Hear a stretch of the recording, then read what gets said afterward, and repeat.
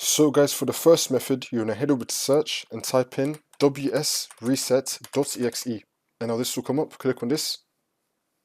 This is going to reset the Microsoft Store. See if that works for you. And now for the second method, you're going to head over to search again and type in services. Click on it.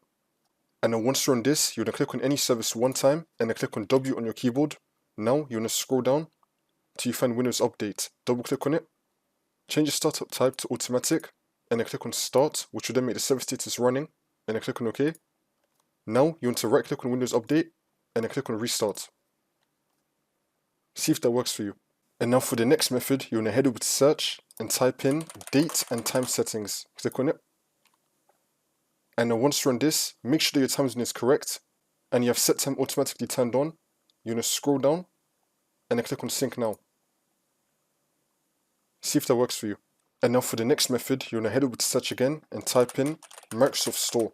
You're going to right click on it and then click on app settings. And then once you're on this, you're going to scroll down and then click on terminate and then click on repair. Wait for this to load. See if that works for you. If not, you're going to click on reset. Click on reset again. In your case, it should let you reset it. See if that works for you. And now for the next method, you're going to head over to search again and type in find and fix problems with Windows Store apps. This will come up. Click on this and then click on next. Wait for this to load. You just want to go through this and then see if that works for you. And now for the last method, you just want to simply restart your computer and then hopefully that'll fix your problem.